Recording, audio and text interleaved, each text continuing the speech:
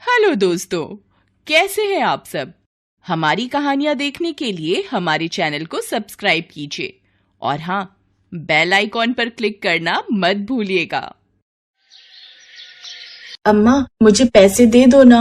अच्छा, पर तू क्या करेगी पैसों का? अम्मा रंग लाऊंगी, अपनी कॉपी में सुंदर सुंदर चित्र बनाऊंगी। और जो पहले वाले रंग थे तेरे पास, वो कहाँ गए? वो तो कब के खत्म हो गए अम्मा, नए रंग दिला दो ना। अच्छा ठीक है, शाम को तेरे बाबा आ जाएंगे तो उनसे मांग कर दे दूंगी तुझे पैसे। और बता, स्कूल में आज क्या पढ़ा? फिर सिम्मी वहीं अपनी माँ रामकली को स्कूल की सारी बातें बताने लगी। सिम्मी एक छोटे से गाँव में अपने माँ बाप के साथ रहती थी। सिम्मी बहुत ही समझदार और होशियार थी। वो स्कूल में भी अच्छे नंबर लाती थी। फिर अगले दिन जब सिम्मी स्कूल से वापस लौटी, माँ बाबा ने पैसे दे दिए? नहीं सिम्मी, उन्होंने कहा कि वो 1 हफ्ते बाद देंगे। अभी गेहूं कट रहा है ना, जब सारा बिक जाएगा तब। अच्छा कोई बात नहीं अम्मा, मैं कुछ इंतजाम कर लूंगी। बेचारी सिम्मी मुंह लटका कर वहाँ से चली गई। वो बैठी बैठी काफी देर तक सोचती रही और फिर तभी उसे एक आइडिया आया। उसने अलग अलग रंगों के कई फूल इकट्ठे किए और फिर उन्हें मसल कर उनके रंगों से अपनी तस्वीर रंगी। वो तस्वीर वाकई बहुत सुंदर लग रही थी। फिर शाम को,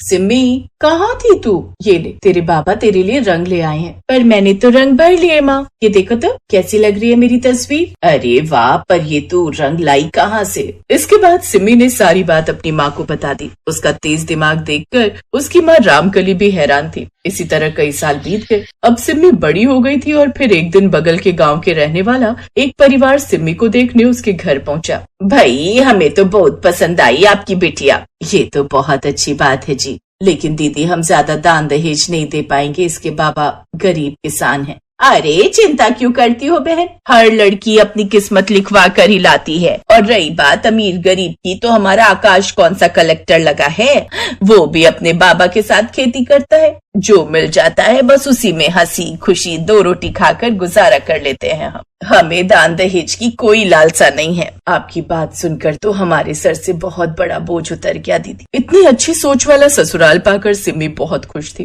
कुछ दिनों के बाद ही सिम्मी और आकाश की शादी करा दी गई। और फिर सिम्मी आजा, आज से ये तेरा ही घर है। तू पहले आराम कर ले, मैं तेरे लिए चाय बना कर लाती हूँ। आप रहने दो ना माँ जी, मैं बना दूंगी सबके लिए चाय। अरे इतनी जल्दी क्या है, पहले तेरी पहली रसोई की रस्म होगी, उसके बाद तो तुझे ही सब संभालना है। चल तू जाके आराम कर। आकाश के घर में 2 ही कमरे थे, एक उसके माँ बाप का और दूसरा उसका और सिम्मी का। सिम्मी ने देखा कि रसोई के नाम पर वहाँ सिर्फ एक मिट्टी का चूल्हा था और नीचे गोबर से लिपाई हो रखी थी। फिर कुछ दिन बाद, सिम्मी ये ले मैंने दाल चढ़ा दी है, तो सब्जी बना ले। ठीक है माँ जी। माँ जी वैसे एक बात पूछूं? हाँ पूछना। घर में रसोई शुरू से ही ऐसी है? हाँ है तो ऐसी ही। मैंने कई बार आकाश और उसके बाबा से कहा, लेकिन कभी सूखा कभी बीमारी, उसी में सब खर्च होता रहा। बस रसोई को बनाने का मुहूर्त ही नहीं बन पाया। और इस बार जब कुछ पैसे जुड़े तो तेरी और आकाश की शादी करा दी। माँ जी फिर तो आपने बहुत कष्ट सहे होंगे। इन सब की आदत तो कब की हो गई मुझे। तुझे भी हो जाएगी। चल तू अब ये काम संभाल, मैं नहाने जा रही हूँ। ये कहकर सिम्मी की सास फगुनिया वहाँ से चली गई और सिम्मी अपनी खस्ता हाल रसोई को फिर से देखने लगी। उसके मायके में कम से कम पक्की रसोई तो थी, इसीलिए उसे इस तरह खुले में खाना बनाने की आदत नहीं थी। ऐसे ही कई महीने बीत गए और फिर सर्दियों का मौसम आ गया। अरे सिम्मी, एक कप चाय मिल जाएगी क्या? हाँ लाती हूँ, माँ जी और बाबूजी के लिए भी बना देती हूँ। वो बहुत ही ठंडी सुबह थी, कड़ाके की ठंड पड़ रही थी। खुली रसोई में हवा साए साए चल रही थी। बेचारी सिम्मी ने किसी तरह चूल्हा जलाया और चाय बनाने लगी, लेकिन कुछ ही देर बाद उसे पहले जुकाम हुआ और फिर बुखार। ओहो सिम्मी, तुम्हें तो बुखार है। चलो तुम्हें मैं डॉक्टर के पास लेकर चलता हूँ। मुझे डॉक्टर की जरूरत नहीं है जी। मतलब? आज आप दवा दिलवाओगे, मैं कल फिर बीमार पड़ जाऊंगी। मेरे बुखार की वजह ठंड नहीं बल्कि खुली रसोई है। मैं जानता हूँ सिम्मी कि खुली रसोई की वजह से तुम्हें और माँ को बहुत दिक्कत होती है, पर मेरे पास इतने पैसे नहीं है कि मैं जल्दी से पक्की रसोई बनवा सकूं। जितने पैसे थे वो शादी ब्याह में खर्च हो गए और फिर त्योहारों में भी तो खर्चा होता ही है ना। इसीलिए कहती हूँ कि अब कुछ और काम धंधा ढूंढो। बाबूजी को यहीं खेती करने दो, उनकी उम्र भी हो रही है। वो घर पर ही रहे तो बेहतर है, पर आप तो भी जवान हैं। आप शहर जाओ, देखना वहाँ जरूर कोई अच्छी नौकरी मिल जाएगी आपको। सिम्मी के कहने पर आकाश शहर चला गया और कुछ दिन की मेहनत के बाद उसे एक फैक्ट्री में ठीक ठाक नौकरी भी मिल गई। गांव में मेहनत ज्यादा थी और कमाई कम, लेकिन अब वो पहले से ज्यादा पैसे कमाने लगा था। ऐसे ही कुछ महीने बीत गए। फिर एक दिन जब आकाश काम से छुट्टी लेकर गांव आया हुआ था, सुनो ना, कभी हमें भी घुमा लाओ अपना शहर। अरे कैसी बात कर दी। चलो इस बार तुम भी मेरे साथ चलो। पता है शहर बहुत बड़ा है, वहाँ ऊंची ऊंची इमारतें होती हैं। भाई साहब 26 से 23 मंजिल तो आम बात है। अच्छा, और उन इमारतों में होता क्या है? अरे लोग रहते हैं, उन्हें फ्लैट कहते हैं, फ्लैट। और कई जगह इतनी ऊंचाई पर दफ्तर भी होते हैं। आपका दफ्तर भी ऐसी इमारत में है? नहीं नहीं, मैं तो फैक्ट्री में काम करता हूँ ना। छोटी सी फैक्ट्री है। और वहाँ काम क्या होता है? सब यही जान लोगी तो शहर जाकर क्या देखोगी।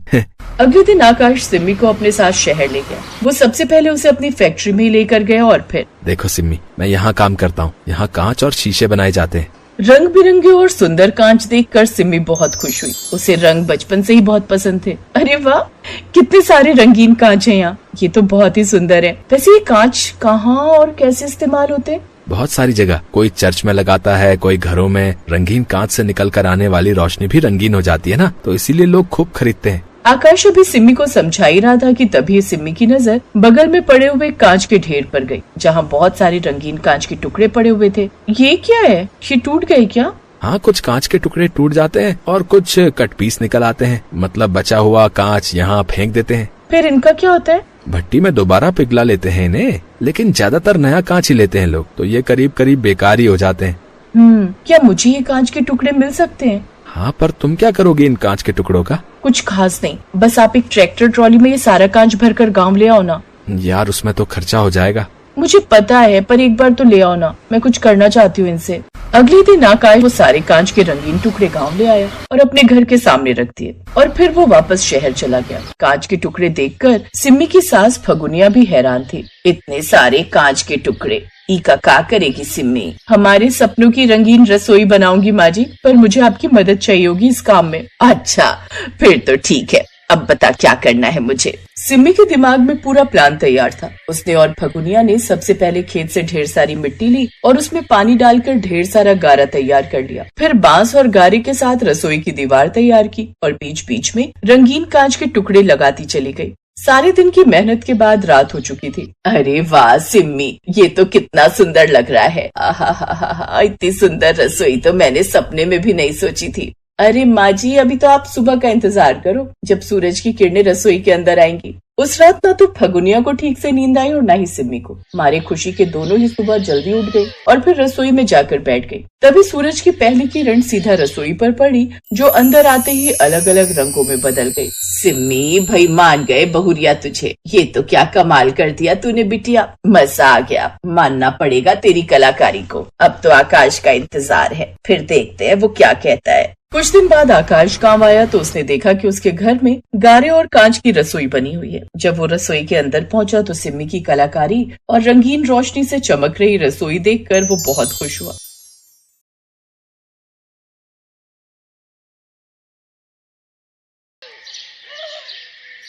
ये कहानी है सुमन की, जिसे हर चीज की नकल करने की आदत थी। उसकी इस नकल करने की आदत से उसकी सास और पति दोनों ही बहुत परेशान रहते थे। सुमन की एक सहेली थी जिसका नाम था रीमा। उसका घर किसी महल से कम नहीं लगता था। सुमन जब भी रीमा के घर जाती तो उसके आलीशान घर की साज सज्जा को ही देखती रहती और घर आकर वैसा ही कुछ अपने लिए भी करती। सुमन, ये पैसे तो मैंने तुम्हें घर का राशन लाने के लिए दिए थे, और तुम उन पैसों का झूमर और महंगे महंगे सोफे के कवर खरीद लाई। पहले भी तो इतने सारे सोफे के कवर और महंगे महंगे झूमर, पेंटिंग और सजावट का सामान लाकर घर में लगा चुकी हो, और कितना सामान लाओगी? ये सब बेफिजूल के खर्चे हैं। अब मैं कुछ बोलूंगी तो बहू को बुरा लगेगा। पहले इतने महंगे सोफे खरीद लिए बहू तुमने, जबकि उन दिनों अनिल ने वंश और रिया दोनों के स्कूल में एडमिशन करवाए थे। पैसा कोई पेड़ पर नहीं लगता बहू, जिसे जब चाहो तब तोड़ तोड़ कर इस्तेमाल करती रहो। बचत करना सीखो, फालतू के खर्चे बहुत महंगे पड़ते हैं। मेरी सहेली रीमा को देखो, ऐसा आलीशान घर है उसका कि घर में घुसते ही ऐसा लगता है मानो किसी बड़े राजमहल में पहुंच गए हो। एक मेरा घर है, एक ढंग की चादर तक मैं नहीं बिछा सकती पलंग पर। सुमन किसी की नहीं सुनती थी, उसके जो जी में आता था वो वही करती थी।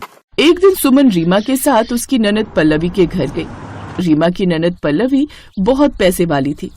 पल्लवी, ये मेरी फ्रेंड सुमन है, इसका बहुत मन था कि मैं तुम्हें इससे मिलवाऊं, तो आज मैं इसे भी लेती आई। बहुत अच्छा किया, तुम लोग बैठो, मैं तुम्हारे लिए चाय नाश्ता मंगवाती हूँ। रामू, सबके लिए नाश्ता लेकर आओ। पल्लवी, तुम्हारी रसोई तो बहुत चमचमा रही है। पल्लवी की रसोई शीशे की है, इसी वजह से चमक रही है। अभी कुछ समय पहले ही पल्लवी ने नई शीशे की रसोई बनवाई है। हाँ, वो मेरी एक फ्रेंड है, उसकी रसोई शीशे की है। जब मैंने उसकी रसोई देखी तो मुझे बहुत अच्छी लगी, तो मैंने सोचा मैं भी अपनी रसोई शीशे की बनवा लेती हूँ। अभी कुछ दिन पहले ही नई रसोई बनवाई है। शीशे की रसोई देखकर सुमन का दिल ललचा गया और मन ही मन सोच लिया कि वो अपनी रसोई शीशे की बनवाएगी। घर जाकर सुमन ने इस बात की जिद पकड़ ली, मुझे शीशे की रसोई बनवानी है। क्या शीशे की रसोई? लेकिन कांच की चीज तो बहुत नाजुक होती है, और उस पर कितना खर्चा है। तुमने ये क्या नई बात पकड़ ली है? रीमा की ननद ने भी तो बनवाई है, उसके घर में तो किसी ने मना नहीं किया। रीमा की ननद के पास पैसा है, वो अपनी सहूलियत के हिसाब से कुछ भी कर सकते हैं, लेकिन हम उतना खर्च नहीं उठा सकते बहू। अनिल अकेला कमाने वाला है और तुम ऊपर से उसे और खर्चे करने के लिए कहती हो। आप लोग बस बहाने बनाते हैं। मुझे भी अपनी सहेलियों में इज्जत चाहिए, और वो तभी मिलेगी जब मेरे घर में वैसी चीजें उपलब्ध होंगी जैसी मेरी सहेलियों के घर में होती है। अगले महीने रीमा की ननद मेरे घर आ रही है, मैं भी उसे दिखाना चाहती हूँ कि मेरी रसोई भी शीशे की है। सुमन किसी भी हालत में मान नहीं रही थी, उसे शीशे की रसोई बनवानी थी और वो इस बात के लिए रोजाना तंग कर रही थी। अनिल ने कुछ कर्ज उठाया और सुमन की खुशी के लिए शीशे की रसोई बनाने के लिए मजदूर बुला लिए। कुछ दिनों बाद चमचमाती शीशे की रसोई बनकर तैयार हो गई। वहां तक तो ठीक था, पर एक दिन गली के कुछ बच्चे बैट बॉल खेल रहे थे। उन्होंने जोर से बल्ला घुमाया तो बॉल सीधा सुमन की शीशे वाली रसोई के कांच पर जाकर लगी और एक हिस्सा टूट गया। हे भगवान, क्या हो गया? कुछ टूट गया क्या? दादी माँ, नीचे बच्चे बैट बॉल खेल रहे थे तो बॉल आ गई है, देखो कांच टूट गया। तुझे कहीं लगी तो नहीं ना? रसोई में कोई था तो नहीं? दादी, रसोई में कोई नहीं है, मम्मी तो बाजार गई है। तभी सुमन और अनिल आ जाते हैं। और बनवाओ कांच की रसोई, देखो जाकर रसोई का हाल। बच्चों ने गेंद मारकर रसोई का शीशा तोड़ दिया है, अब ठीक करवाओ, क्योंकि ठीक नहीं करवाई तो बिल्ली चूहा कुछ भी अंदर आ जाएगा। बच्चे भी तो बहुत शरारती हो गए गली के, मैं भी जाकर उन्हें बताती हूँ। बच्चों को बताकर कुछ नहीं होगा, गलती तुम्हारी है।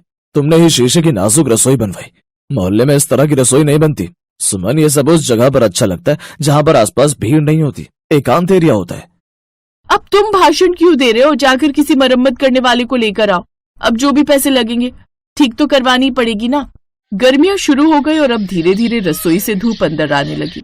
सुमन ने पर्दे भी लगा दिए, फिर भी रसोई में गर्मी बहुत थी। पर्दे लगाने से रसोई में घुटन होने लगी। इस वजह से सुमन को शीशे की रसोई में हर समय गर्मी महसूस होने लगी। सुमन थोड़ी परेशान हो गई। क्या हुआ बहू, तुम्हें इतना पसीना क्यों आ रहा है? वो शीशे से धूप बहुत आ रही है, इसलिए पसीना आ गया। शीशे से ना सूरज की रोशनी आती है। सोच रही हूँ शाम को खाना बना लूं, इस टाइम तो रसोई में बहुत धूप है। जैसी तुम्हारी मर्जी बहू, बच्चे स्कूल से आ जाएंगे, कुछ खाने को मांगेंगे, मंगा लो फिर बाजार से कुछ। अब गर्मियों की दोपहर में सुमन रसोई में बिल्कुल भी नहीं जा पाती थी, क्योंकि धूप की वजह से शीशे गर्म हो जाते थे। उसने जिद करके रसोई तो शीशे की बनवा ली, पर अब वो खुद ही परेशान हो रही थी। एक शाम रीमा अपनी ननद के साथ मिलने आ जाती है। क्या तुमने शीशे की रसोई बनवा ली? बहुत गलत किया तुमने सुमन। मैंने तो खुद शीशे की रसोई तुड़वाकर मॉड्यूलर हवादार किचन बनवाई है, पत्थर और वुड का काम करवाया। मैंने तो शीशे का बहुत कम इस्तेमाल किया है, क्योंकि गर्मी बहुत लगती है रसोई में। मैंने तो शौक में बनवा ली थी, पर बाद में परेशान हो गई थी, पिछले महीने ही तुड़वा दी। अब तो नई बन गई है, देखना तुम आकर, मेरी नई किचन बहुत सुंदर है। रीमा की ननद पल्लवी की बात सुनकर सुमन का चेहरा उतर गया और उसे उस दिन एहसास हुआ कि सचमुच नकल करके उसे कुछ नहीं मिला, बल्कि नकल करके शीशे की रसोई बनाकर आज वो खुद ही पछता रही है। अनिल बहुत अच्छे स्वभाव का था। वो सुमन की बहुत रिस्पेक्ट करता था और उसे प्यार भी बहुत करता था। उसने एक बार फिर से रसोई को ठीक करवाया। माँ जी, आई एम सॉरी, मैं जानती हूँ मेरी नकल करने की आदत ने फालतू के बहुत पैसे खर्च करवा दिए। अब मैं प्रॉमिस करती हूँ मैं कभी भी किसी की नकल नहीं करूंगी। मुझे जिस चीज की जरूरत होगी उसी पर खर्च किया करूंगी। ये हुई ना समझदारी वाली बात बहू, हमेशा खुश रहो। उसके बाद से ही सुमन ने अपने नेचर को चेंज किया और दूसरों की नकल करनी बंद कर दी। अब जिस चीज की जरूरत होती थी सुमन उसी चीज के लिए पैसे खर्च करती थी। हेलो दोस्तों, कैसे हैं आप सब? हमारी कहानियां देखने के लिए हमारे चैनल को सब्सक्राइब कीजिए और हाँ, बेल आइकॉन पर क्लिक करना मत भूलिएगा।